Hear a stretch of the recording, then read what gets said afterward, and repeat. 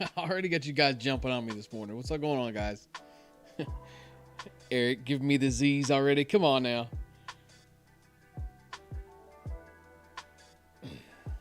I actually thought about texting you, Eric, and telling you that I was going to be a little bit late because I know that you get up for this, but I was like, well, how's he going to see it if he's not awake?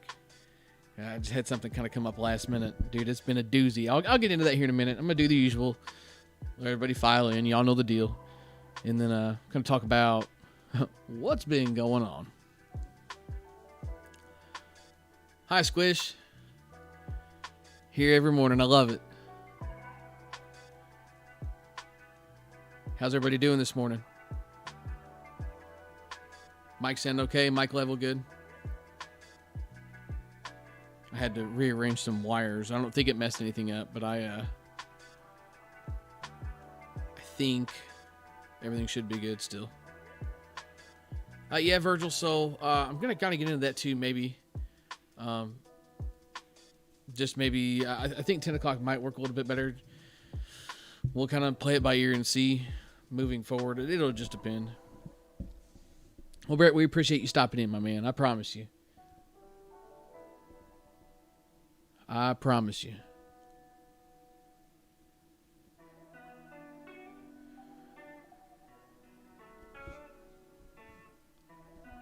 Sipping on a little bit of water. Just got done with the workout. Oh, dude. So it's not raining here right now. It was raining its butt off last night. It was really freaking convenient. Not. I'm driving to work in like the middle of a freaking thunderstorm. Lightning, rain, wind. In a Jeep Compass rental car. More on that in a little bit. Brett, I've already swung a bait and axe. I've got what I'm sorry. I've already swung an axe bat. It's not a baiting. I've got what I need out of the baiting. Out of the axe. Oh yeah, Sammy, I knew who you was. You told me last time. I don't forget you, man. I'll never forget that time we were me and Sammy playing on. Man, I tell you what, I had a great year with Sammy in 2019. Man, playing with them Chaos Kids. We're out there playing, and this dude just walks up. He goes, "Hey, Sammy." He goes, "I didn't know you playing with the BP hero. Why didn't you tell me?" Oh man, I'm telling you what, I love going to St. Louis. I love Sammy. I love all them guys, man. It's a good time. I had a lot of fun that year. We won the best team out there, but damn it, I'm telling you, we had more fun than just about anybody.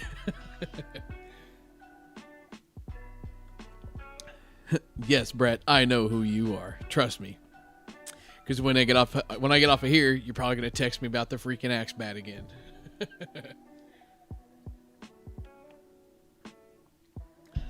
I will say I was curious about the other one though. I forgot you had two of them. You still have the other one? I guess I could swing it. Really, I'm just right now trying to work on like getting some filler content to the 2021s come out. So that wouldn't be a bad one because I know that the Eastons aren't a popular choice among some for videos. So maybe that'd be good since Headbanger does sell those. Maybe I'll hit you up and see about getting that from you.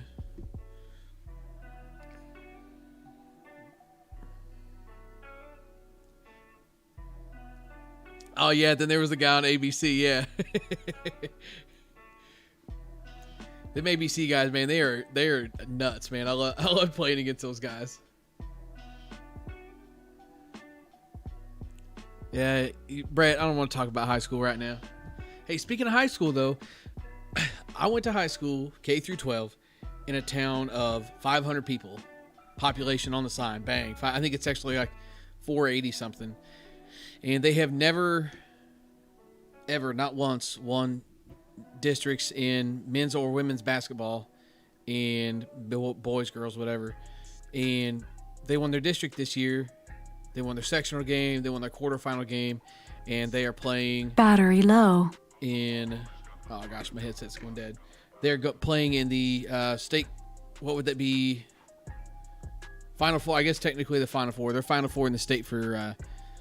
Class 1 playing this Friday, and it's kind of crazy, man. It's so cool. It's just kind of the story and everything else. So in my personal opinion, I know nobody from here is listening to this podcast. As far as anybody's going to know what I'm talking about, but I'm just going to talk about it anyway, because our basketball coach, when I was a kid, I played junior high basketball, and I didn't play any basketball in high school. I was very active with the team still. Hell, I even practiced with them a little bit. Anytime they needed an extra body or stuff like that, I kept stats and did that thing for them. I traveled with the team. I just didn't play. But on and off the court, whether you were a player, whether you were keeping stats, whether you were just anybody that was involved with anything that he had something to do with, basketball or anything else with the school, Coach Fimler was his name. He made a difference in a lot of people's lives, man. He's such a great dude, good basketball coach, and it's crazy. I learned so much about the game of basketball and so much about being, like to me, the thing with like kids in high school sports is, yeah, you're learning the sport of basketball. You're trying to get better and everything else, but a lot of the things that you learn there, you can apply to life too. And he did a good job of that. He did a great job of that. He teaches you to freaking never back down, man. And he was a coach there, basketball coach there for years. He's still at the school. I want to say he's either a principal or an assistant superintendent, one of the two. And this is his son, his first child, his son's freshman year. And they win districts. They're rolling. They're into the Final Four with his freshman. His son is a freshman, his first year there. It's just kind of crazy how that all works out. I've got to pause you guys for just a minute. I got to take this phone call.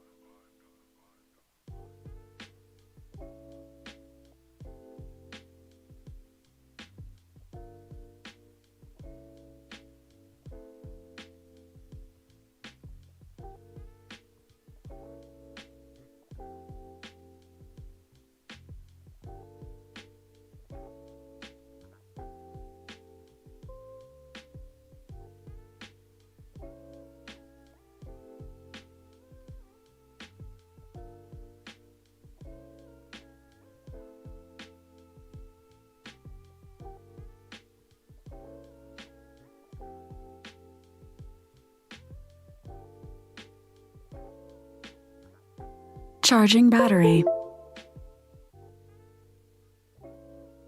Battery low.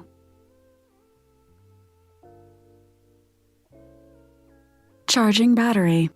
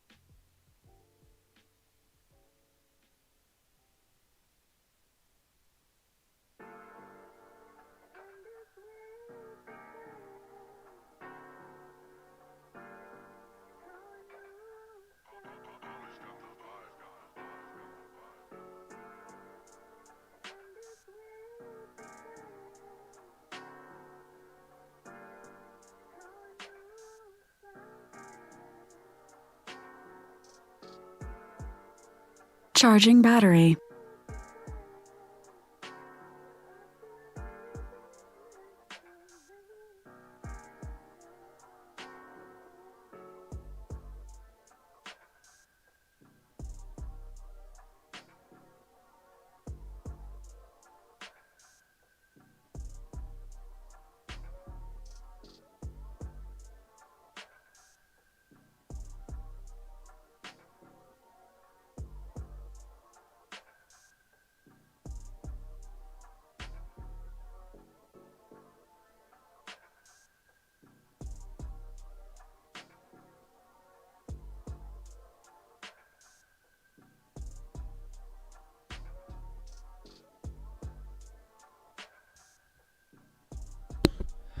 All right, I'm back. I'm sorry. I was on the phone with the insurance company. We'll go ahead and just get started here. So there I was, Sunday night, going into work for my Monday. And cruising down the road. It's dark, obviously, Sunday night, working midnights. And right as I crest a hill on a 4-lane highway, 2 lanes going each way, right as I crest the hill, I see something in the road, like right in the middle of my lane. And it was just like the perfect crest on the hill that by the time I realized what was there, it was too late. I had a car next to me. I couldn't swerve. I couldn't swerve without wrecking. I couldn't slow down. I couldn't do anything besides decide if I wanted to straddle a semi tire and wheel in my Cadillac CTS. If you don't know those cars, they sit extremely low to the ground. And it was either try and straddle it and whatever happens, or try and run over it with the wheels. And who knows what would have happened then. So I straddled it and it demolished the underside of my car. Absolutely demolished it. And I've been kind of hustling around this week, running around like a chicken with my head cut off, dealing with the insurance company and dealing with trying to get rental cars and everything else. Cruising down the street in my 6'4", yeah, like my 14, yeah, they got smashed. But it sucked, man. There was a car next to me. I'm doing 70 miles an hour. There was a car next to me, so I couldn't get over. It was, I didn't have time to do it. I'm not sure I would have had time to get over anyway. If I'd have tried to, if there wasn't a car next to me, I might have wrecked trying to get over. But man, it sucked. It tore up the bottom side of the car pretty bad, and we kind of run around hustling with that this week and dealing with a rental car. And no offense to anybody that has one, but I got a Jeep Compass for a rental car, and I'm not a fan. It's kind of convenient. The insurance, my headset did not go dead, by the way, for you people saying my headset went dead. It did not. I got a phone call from the insurance company that I had to take. And I did plug my headset in while I was doing that. So I was kind of dealing with them, seeing about maybe like exchanging the rental car. Because that's all they had for cars was a Jeep Compass or a Chevy Colorado. And I commute, 60 miles a day for work. I can't necessarily be driving a truck. The Chevy Colorados have never been great on gas anyway. I don't really understand with the gas mileage a full-size truck gets these days. You'd be better off just getting one of those, but neither here nor there. All I had to choose from was a truck and a Jeep Compass. So I was on the phone with him for a minute trying to figure out if it was going to be something I could go in and exchange the Jeep Compass for. So I'm going to try and go and exchange the Jeep Compass for a full-size sedan, because the Jeep Compass just ain't me, man. I'm a big dude. That's a little car. Not a huge fan of like the smaller SUVs anyway. I say that and I may end up with one at some point in my life, but just right now I'm not. Like, my wife's got a Chevy Equinox and I'm not a fan of it, but she loves it and she's the one driving it every day, so that's perfectly fine. I'll let her drive it. But I'm going to be out of a car for a little while. And the other thing with the Jeep Compass too is the cargo space is very limited. I can't fold the seats down because I've got my daughter's seat in there. So it's like 2 bags of softballs and it's busting at the gills. So we got to get the car swapped out. I just got my estimate back, I guess, on trying to get the thing fixed.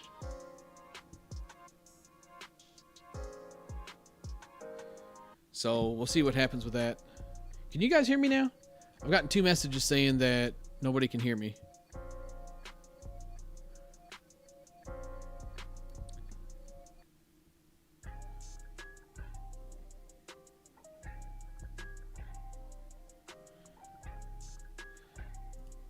Okay, I just making sure. It must have just been the timing of the messages then. Just making sure. I've gotten 3 text messages saying, "What's going on?" Brian said, "All I hear is get battery charging and late night Cinemax music." Well, I mean, somebody got something better for some music? So I've been dealing with all that. Let's see. But it's been an adventure. But they said my car isn't totaled, so I'm 100% here for that. Damn near was, though. Holy cow. That sucks. $3,400 worth of damage from a freaking semi-tire on the road. And of course, like, you know, like a semi-tire, like the wheel is dished. And of course it was like dish side up. So it was like sticking up that much further too. Damn, it just sucks. So we're going to get through it though. But that's what'll be going on with me. And I did see a couple of people say that 10 o'clock seems to maybe like jive for them a little bit better.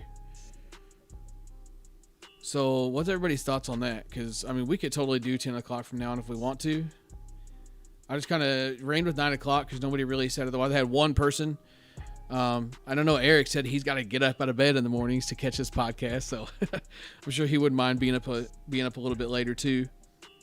Because that would work out good because that'd be another day I could get to the gym and then give me time to get a workout in and then come home and dive straight into this, which is what I ended up doing this morning. I had to make a couple of stops in Columbia that was going to put me behind. So I was like, well, I already got to do these stops anyway, so I might as well just go ahead and get a workout in before I head home.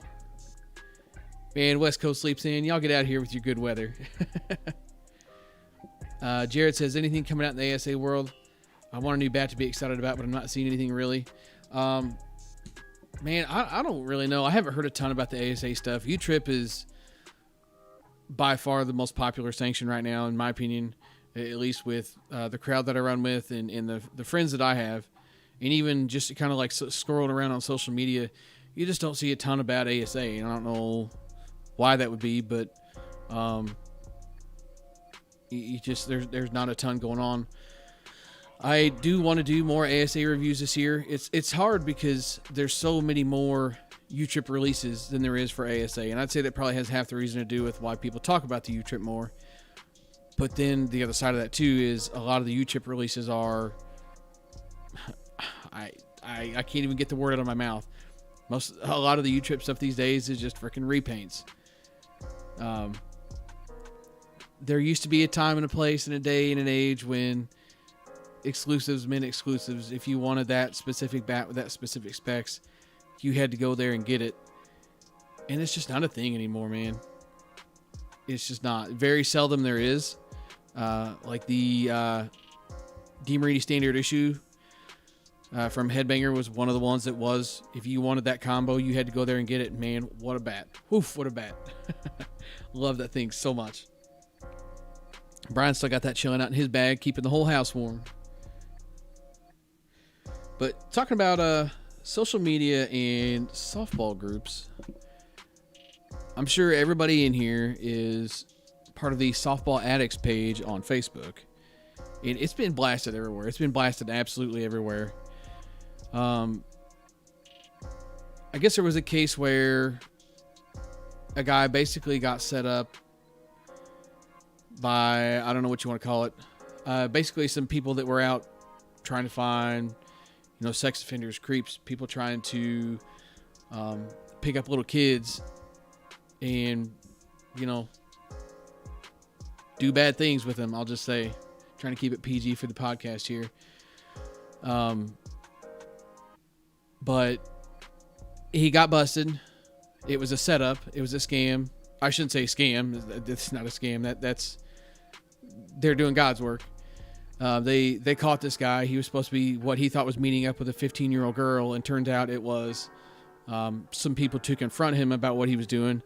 They got his picture. They got some video of him and everything else, and he had on a Louisville hat and an OA shirt, and it didn't take long for that to start circulating in the softball groups. And it kind of irked me a little bit in the aspect of it was getting posted in, yes, Erica Sting. It was getting posted in groups and then deleted. The comments were getting turned off. Like, this dude needs to be put on blast, man. Like, there's so many people that take their families to the ballpark. It's just crazy to me that, you know, and I guess it's just one of those things you don't really stop and think about it until you're put in this situation. Because that thought has never crossed my mind at the ballpark. Like, most of the time, I can't think of one single time I've ever had an issue with any of my kids at the ballpark. When we used to go show up and play at Rainbow, whether it was league or tournaments or whatever, I mean, my son, like, man, see you later. I mean, he would just go. I mean, he's 6 or 7 years old, just out straight ripping on a scooter, dude. I bet he put 2,000 miles on one of his little Razor scooters one summer. Because Rainbow's got a great big hill. Like, you go up the hill, he would walk up the hill and then, like, get as much speed as he could going down the hill and then just come blasting through the park. I mean, just hours on end. Had a big playground there. I mean, it's like, he loved it. We loved it. And man, it's crazy to think that somebody like that is out there. I mean, like I said, you just don't think about it until you're put in that situation. But it kind of irked me that this stuff is getting shared around and deleted. Like, it was posted in several military groups. I'm part of a couple of military groups for some miscellaneous reasons. Not really worth discussing here. But I have been in the military, 100% support the military and everything else. Very grateful for what they've done for us. But nonetheless, I'm in a couple of military groups as well. And everywhere it was getting posted, it was getting deleted. Or the comments were getting turned off. And like, that irks me. Like, people need to know about this dude. People need to know that this is happening. And it kind of opened my eyes to it too. The fact that this does happen. Dude, that was somebody's little girl, man. She wasn't even in a ballpark, but all it would take is, that freaking creep to, find what he wants at a ballpark, and who knows what would happen. It's kind of scary to think, really. But the people that are deleting this stuff need to leave it up. And, you can turn comments off and whatever else. Because, I mean, let's be honest. The comment section on stuff like that is usually full of, regardless of what the dude is doing, it's not right, and we all understand that. But most of the things that people are putting in the comments are just hateful, and yeah, it's stuff that needs to be said. It's stuff we're all thinking, but a whole comment section full of that stuff is probably a little uncalled for. Just the aspect of, like, we're all with you, man. All right, but there was people, saying they were gonna. No, not saying that on YouTube. I'm gonna choose my words wisely here. He's gonna be sorry wherever he shows up, and that's what Philip just said here in the comments. He played in the past in Tulsa, Oklahoma. If he shows up there, he's getting what he deserves. Yeah, I'd say the dude's going to wherever he goes. That softball addicts group is like 60,000 people, and I know the couple of the military groups that I'm in are very big as well. And who knows where else it's been shared around. And I guess he's supposed to be moving to Vegas, so it's been, I'm sure, with the way things are on the West Coast, I'm sure he's gotten around out there too.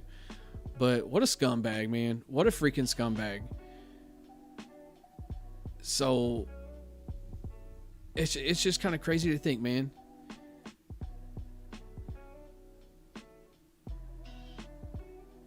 Could be a... Oh, yeah. So, I don't know.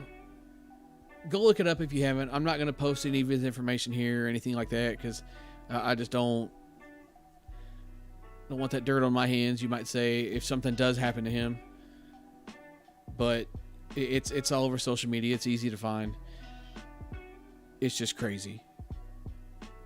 I hate to say trust no one, because I'm a very social person. I'm a very outgoing person. I'll talk to anybody about just about anything. I've walked up to a ballpark and go to stop and watch a game or whatever else, and had people approach me and talk to me, and I've held conversation with people for hours. I've talked to one person for an hour before. It's no big deal to me. It's the conversation flows, like, because something I didn't really think about until somebody opened my eyes to it is people feel like they know me from my presence on social media, even though I don't know them. They know me, they know about me, they know, what I like to do, especially with these podcasts and everything. You guys getting to know me a little better, because I talk about damn near anything on here. You guys could ask me anything and I'd talk about it. So, for people to walk up and just talk to me and chat it up with me is cool. It's so cool. I love it. It kind of drives my wife crazy sometimes. She says, "Oh, we can't go anywhere without you knowing a stranger. And, I'm going to go ahead and start heading to the car. So, you'll be up there in an hour." Well, I'm sorry. I like talking to people, and people like talking to me. I don't know what else to tell you. But, in all the good interactions that I've had with people, it's just kind of crazy to think that there are those people out there too. Because I look at the ballpark as a great place to spend time. And yeah, Eric, I am a public figure. It's kind of weird to say, but I am, whether it's big or small, or, you don't have to have 5 million followers to be a public figure. I mean, I'm a public figure to 22 people right now. There's 22 people listening to this podcast. I am in an open forum to the public, and there's 22 people taking in what I'm saying. They don't have to agree. They don't have to disagree or anything else. It's the fact of I have an audience that makes me a public figure. And sometimes I tend to forget that, kind of with the way people approach me sometimes. Like, some people get nervous about coming up to me and speaking to me, and you can just tell by their body language and how they act. And I shouldn't say it like, don't get me wrong, like it doesn't annoy me or anything. It's just like, yeah, man, just chill out. Just say it. Like I had a guy one time, he was so lost for words, like he had to like stop and collect himself before he could ask this question. He's like, "I'm so sorry." It's like, no, man, don't worry about it. But it's just kind of one of those things you tend to forget that sometimes. Like I'll talk to anybody, anytime, anywhere. If you see me, I'm willing to chat it up. That's one thing I love about going to the ballpark, and it kind of leads me into my next topic. Like why do I play the game of softball? These last few years have kind of opened my eyes to kind of the reasons that I do play softball. And it's not opened my eyes in a bad way. It's just kind of like puts things in perspective sometimes. You play to win the game. You're out there playing. You want to compete no matter what. No matter what, you want to compete. I mean, nobody enjoys going out there and, losing every game, 20-0 or whatever else. But you don't have to win every game you play either. And I shouldn't say you. I don't have to win every game I'm out there playing. Like some of the most fun that I've had, I was just talking about it earlier, talking about Sammy, FPS Freak 314 in the comments here. I didn't know Sammy from Adam going into 2019. I knew 2 guys on the team, and one of them hardly showed up. But the guy that had asked me to play that year, I was good friends with. And I thought, what the hell? Like I'm going to give him a shot. And turns out like it was an absolute blast. It changed. It changed a lot of things. It changed the way I looked at things, because I was kind of on the fence about, like, what was I doing with softball? It's like what's the sometimes like what's the point, or what are we really out here doing? But dude, I think our very first tournament, I think we might have won. I think we might have went 1-2. I can't remember. I'd have to go back and look. Or maybe even we went 0-3. I'm not gonna lie to you. But I walked away from that first tournament with a bunch of complete strangers besides Chris Odell, and I thought to myself, dude, that was a fucking blast. Like, these guys are awesome. Now, being in St. Louis and being, a presence in St. Louis, like Eric said, a public figure, a lot of people knew me, and I know a lot of people that knew other people on the team. So, yeah, there is that connection there. But, like I said, for the most part, everybody was a complete stranger outside of, being someone in the same circle of friends. And I walked that out with friends that I'll always have. And to me, that's kind of what it's about. Like I want to ball with the guys. Like, yeah, I like competing. Yeah, I like having fun. And last year was the perfect mix of everything. We were a very successful team last year, and it happened to be with a lot of my friends. And I got even closer to some friends and made some new ones as well that I consider good friends. And to me, that's kind of what balling out's about. Like, it's about balling with the buddies, man. Winning is good. Playing at the highest level you can is always great. But I could have just as much fun going 2-2 at a tournament and walking away from the day with stories that just make you laugh until your sides hurt. I couldn't tell you. I'd have called Gabe right now to see if he's on the computer just to get him started on some stories. And man, because I'm telling you, we've had some absolute just like train wreck of teams. We win 1 or 2 games, or we've got skunked. I couldn't tell you how many times. Some of the stories that we still tell from like one of the craziest tournaments. So it was the first or second year. I think it might have been the first year of Home Runs for Heroes. I've made that tournament every year since its beginning, besides 1 year. And what was that, 2018, I think?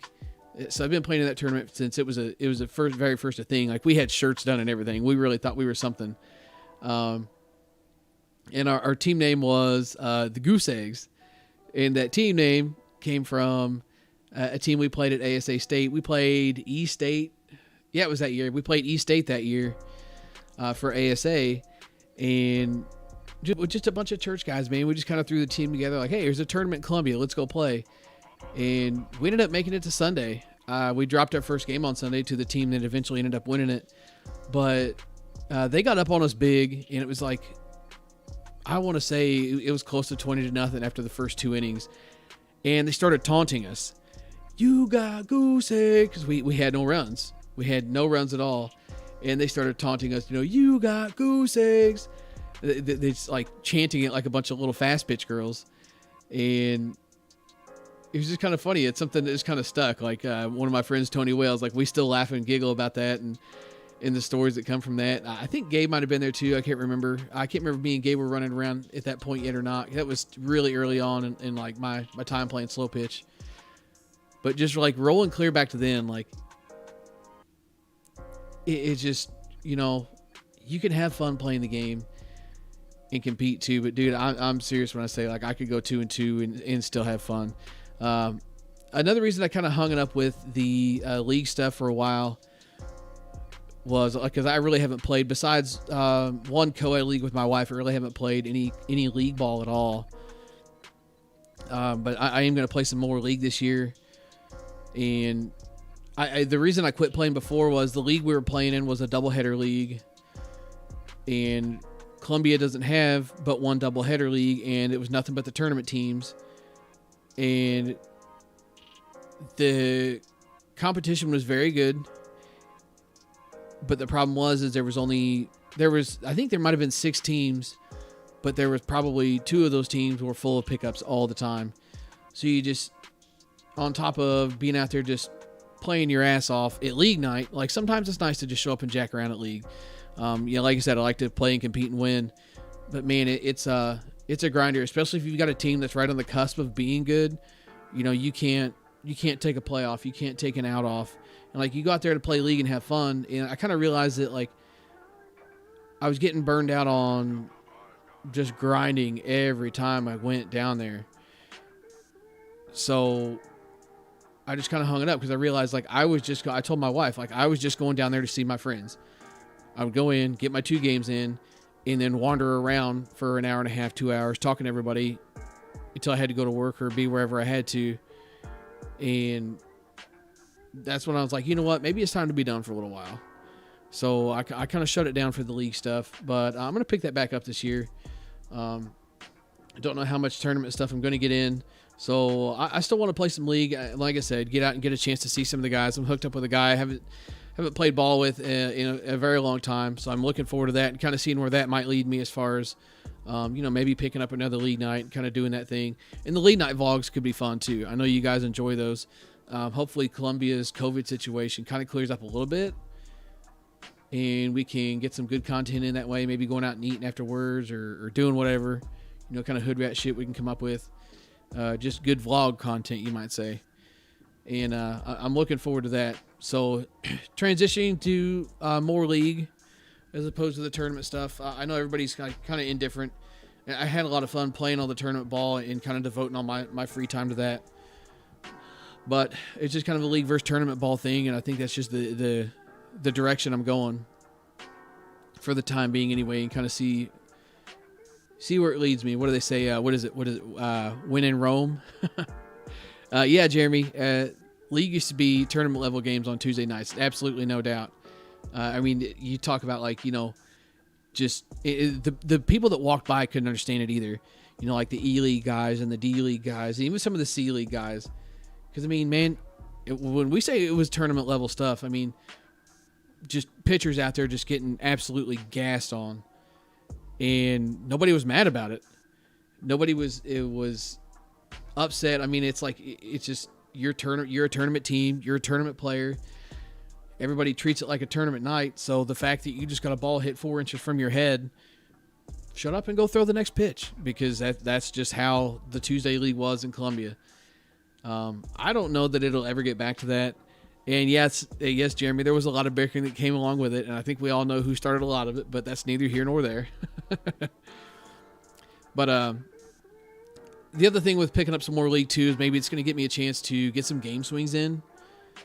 Because really the only game swings I get are that one 8-game co-ed league with my wife. Outside of that, it's nothing but tournament swings. So I'm not completely done with tournaments altogether. Probably just going to be scaled back a little bit. And picking up that league is going to give me a chance to kind of, work on some game swings and that kind of thing, and maybe apply what I work on in BP into a league situation before I just go straight into a tournament with it. So it's going to be fun. I don't know if it'll stick. I don't know if that's what I want to do long term, because I do enjoy going out and competing on the weekends. And the thing is, spending the whole day with the guys. That's fun.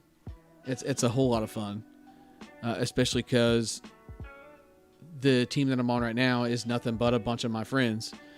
But it just comes down to prioritizing time and doing that kind of thing. So, nonetheless, I'm looking forward to it. I think it's going to be a good time. I know I've said that 18 times in the last minute and a half, but that's really how I feel about it. And yeah, CJ, that's right. Saturdays are for the boys. It's somebody said one time, it's I made the comment on Facebook, Saturdays are for the boys. Then they said, well, what about co-ed? Somebody said, well, it was a woman. Somebody said, well, what about co-ed? I said, yeah, Sundays are for the boys and girls. Saturdays are for the boys, though. 100%. And it's the truth, man. I mean, there's nothing funner than rolling up in a ballpark, 7 o'clock in the morning. Everybody kind of looking at each other like, what the hell are we doing here? And, midnight that night, you're walking out. Like I said earlier, with competing all day long, playing softball. And even if you're done early, you still stick around for the boys. Because you got boys everywhere. I do anyway. I can make a friend just about anywhere I go. Because there's been a lot of times, if we get knocked out of a tournament early, I'll hang out for a little bit. Even same thing with league. If we play my league game, there's a chance I'll probably hang out for a little bit and watch somebody else play, or go somewhere else for a little bit before I get in the car and go home. I just enjoy time in the ballpark, man. It's an absolute blast. So that was what the question was for the podcast, is why do I play? I play for the boys. I play for the fun. I play for the stories, and my family enjoys going to the ballpark too. That's a good what you might call a family activity in a way. Boy, some of it can't be sometimes with these idiot players, but I suppose you'll have that with anything you do. But one question I did have posed to me was creating the perfect sanction. If you could take all of the rules and kind of mesh them together and make what you would like to play the most, it's I don't know, it got me thinking for a little bit. I wish that the game was a little bit more defensive, and what I would do to fix that is I'd probably do 75-foot bases. I know a lot of places have 70-foot bases. I'm doing 75-foot bases. Just it's going to give infield more time to make plays. It's going to make hustle that much more worth it, and that's coming from a dude that is slower than molasses in January. That puts me at a disadvantage as well, but it's still one thing that I think goes unsung so much is defense. And as far as like pitching goes, I don't mind the fakes. I don't mind that stuff. That stuff really doesn't bother me. I would probably keep, like, as far as the fakes and things goes, and the floating rubber, I would keep the floating rubber. I would keep the fakes from U-Trip, but I'm probably going ASA, doing like a 610. Maybe even, what is it? I think it was WSL does like a, what is it? WSL that's 4 foot to 10 foot, I want to say. I know WSL is not huge, but there was a little bit of around Missouri for a hot minute. When Ian Castle was the director of that. So just kind of the good, like, you still get your flat stuff in there, but again, with the defensive thing, because there's times where we're playing U-Trip Command, it makes you just put it on a tee. Just absolutely put it on a tee, and it's flat. It has no hump on it. So you can just absolutely blast through a ball. If you do something like a 4 to 10, then it's going to give the pitcher another advantage in the aspect of, like, you can throw something flat, but you can also throw something with some hump on it too. Because that's going to make it a little bit less of a hitter's game, in my opinion. And of course, I'm sure you all won't be shocked to hear, I'm doing a 52-300 ball on a 300-foot fence, and it's going to be with basically what Missouri's bat rules are. You can use ASA, you can use U-Trip, no seniors or nothing like that. There is a very small band list, but most of that stuff is like the old ASA stuff. No current U-Trip stuff, and I don't believe there's any current ASA stuff on there either. USA, whatever you want to call it. But I thought that would be kind of a neat thing.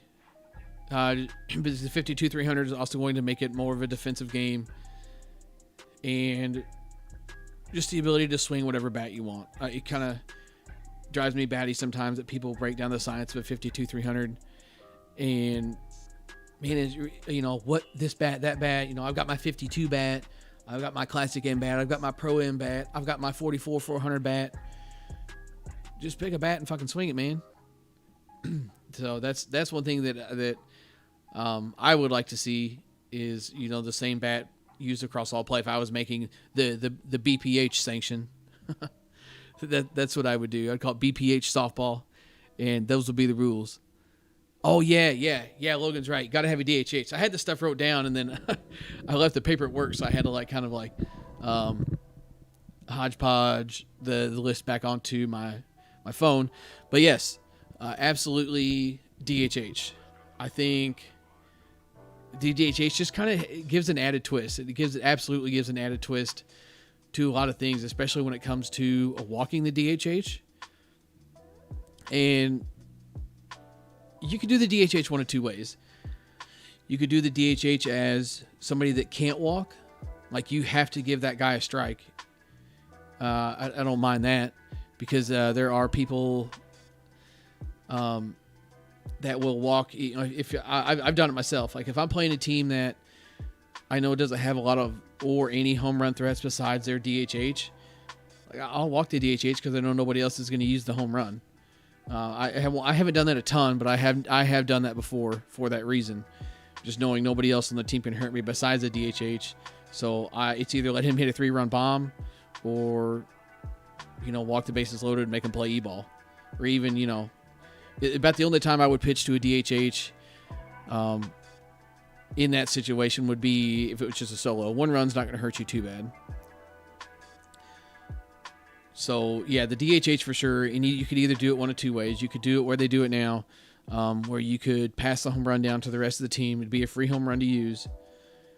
Or you could just make it where he can't walk. Like, it's kind of one thing that drives me nuts. You playing like benefit tournaments and fundraisers and stuff where you buy an unlimited you buy an unlimited home run armband, and then you get up there and they just want to walk you.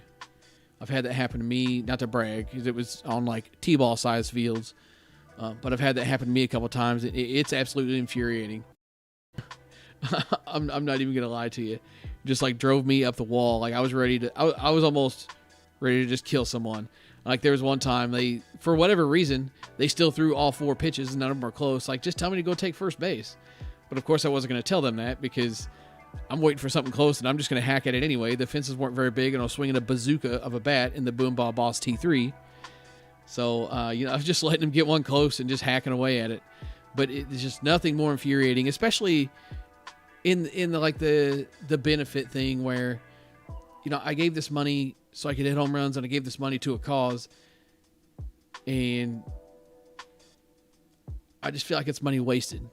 Like it's not going to encourage somebody else to buy a home run band next time there's a tournament like that. It's like, well, what's the point of spending the money if, you're not going to be able to use it? Yes, it's still for a cause and I would probably still buy one, but there's people that would look at that situation and say, well, if I'm going to get walked, I'm not buying one. So yeah, the more I sit here and kind of play this out in my head, maybe the DHH has the option. Maybe he can take the walk for the free home run for his guys, or maybe he can say, no, you got to pitch to me. Because there are those guys out there that can just hit anything you get close to them and hit it out of the ballpark. Let's see, catching up with the comments here because I struck one here. I got you guys chatting here.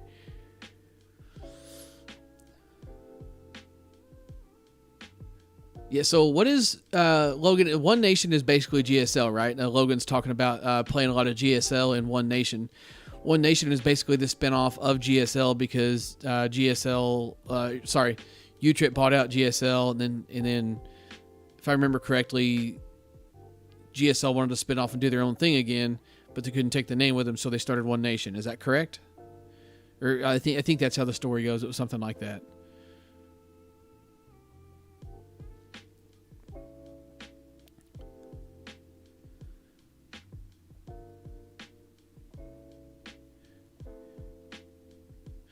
See, still reading here.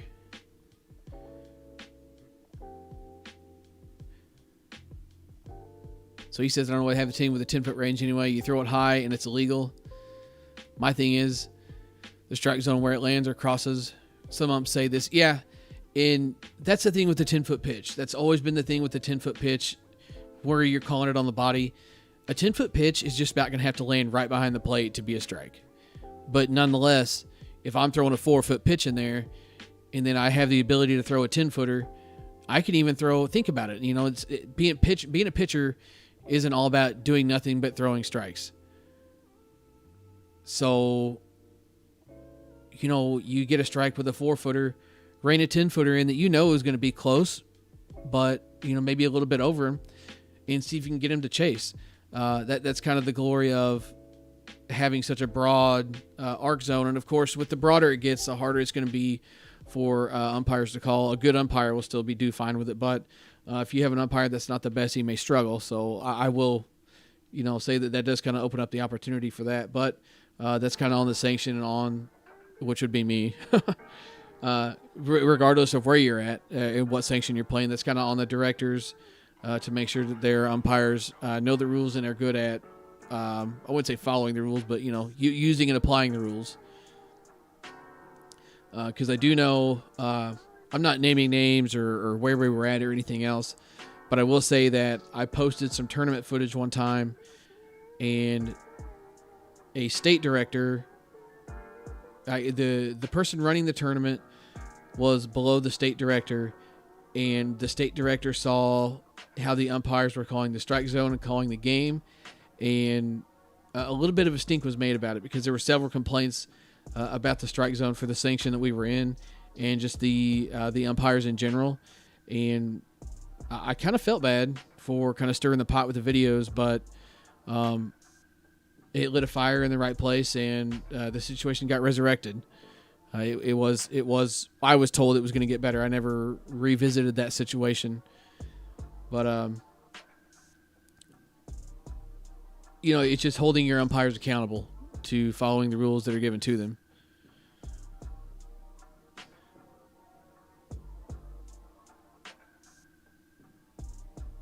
Let's see. Yeah, so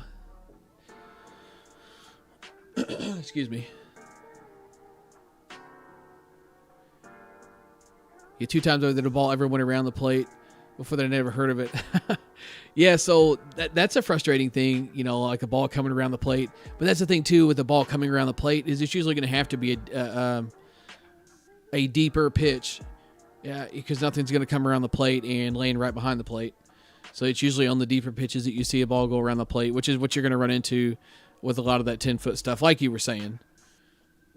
Because I have had that happen before. Like if I've got a little bit of a wind pushing the way I need it to, I'll throw a ball that'll hook and curve, and I've had that happen before where it'll land where if there was a mat there, it would have been a strike. But I mean, the way the wind was blowing it and the way the ball was hooking, I mean, it was 6 inches inside when it crossed the plate, which should have been the strike zone.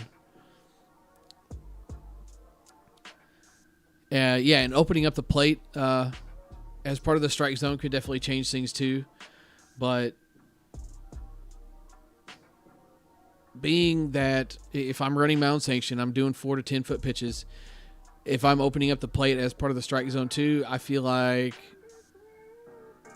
you're making the hitters protect a little bit too much then, because the hitters are already going to be susceptible with the 4 foot to 10 foot stuff with the fakes mixed in there as well. Because think about it, is a pitcher thinking about this?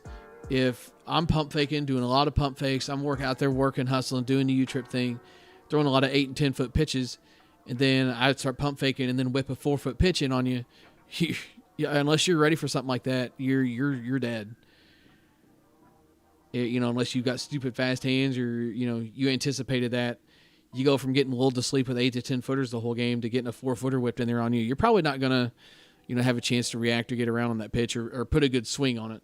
More times than not, a good hitter's still going to hit it, yeah, but more times than not, it's going to catch a lot of people off guard.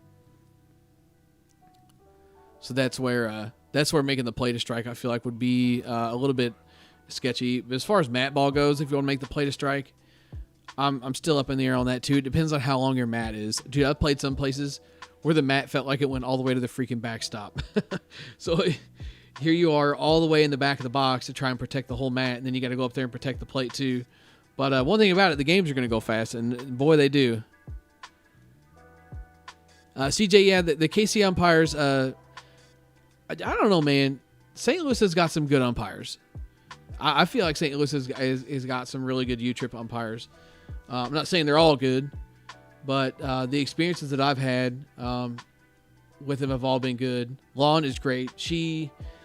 I tell you what, nobody disrespects her on her field. It's kind of crazy, man. Like she's such a good umpire, and I'm telling you, the look she can give people and the way she don't take no bull crap, it's awesome.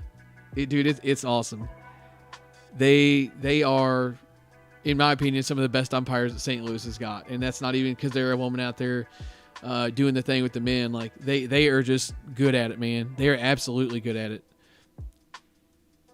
and They do a good job of keeping the field under control, and I think it goes two ways. I think it's a respect thing, because at the end of the day, most people are still decent human beings and can respect women, and they're going to respect their authority, and the fact that they know that they're not bullshitting around.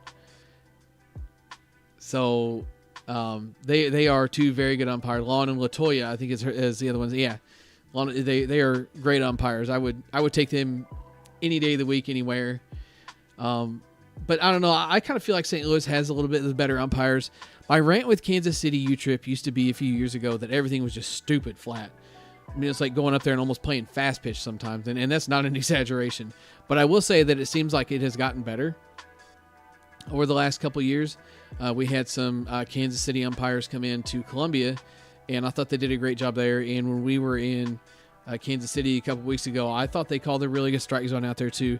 There was even some that were letting, close to 8 foot pitches go. I think I remember seeing CJ throw a few closer to the 8 foot limit, and not the 8 foot limit, but you know what I'm saying. Like you could get away with it with an 8 foot arc. Like I said, it's got a lane right behind the plate and cross them where it should, and it was, and they were calling it because that was kind of the other issue before, especially for me.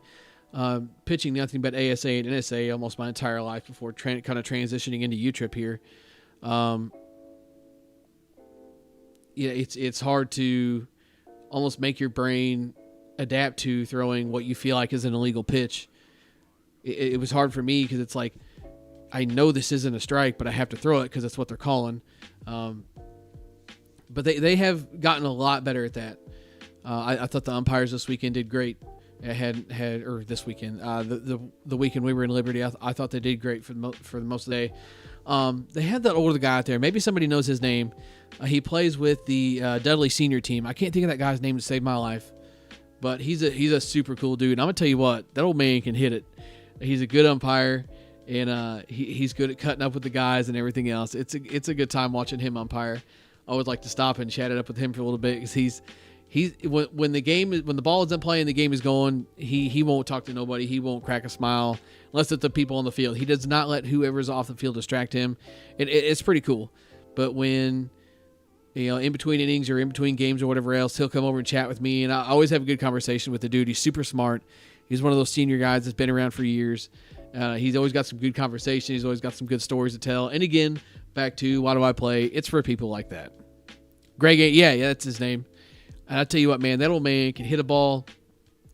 So a couple years ago, rolling back to 2019 again, we were an NSA Silver team, and it was an NSA event. There was supposed to be a bunch of senior teams signed up, and something happened. I can't remember what, but all but one of the senior teams dropped. Well, a couple of senior teams dropped, and then a couple more dropped because there weren't going to be very many. And then it ended up with there was one senior team left, and they just wanted swings. So the director just registered them as silver. And them old man surprised some people that day. And I knew going in. Everybody's like, oh, it's the old guys. We're going to beat them up. But they put us in the losers bracket. Yeah, Caddy. Yeah, that's his name. Yeah, that's what I was trying to think. I couldn't remember his nickname. Caddy's his name, yeah.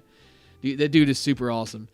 But he was out there with those Dudley guys that day. Like I said, it was all seniors. There was not one young guy on the team. They took their senior team and came and played against the kids.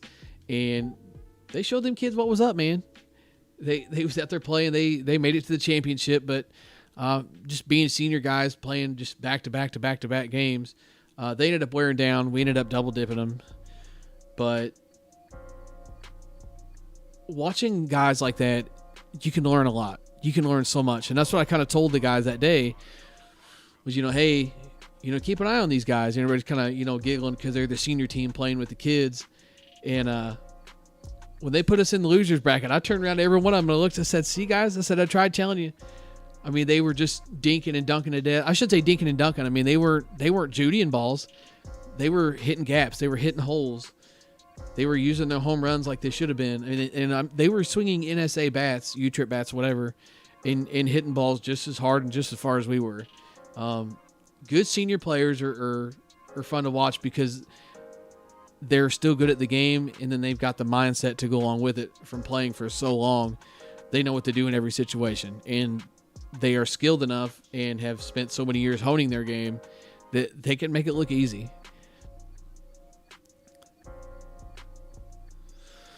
But we're an hour in, and I usually kind of like to keep the podcast cut down to about an hour or so.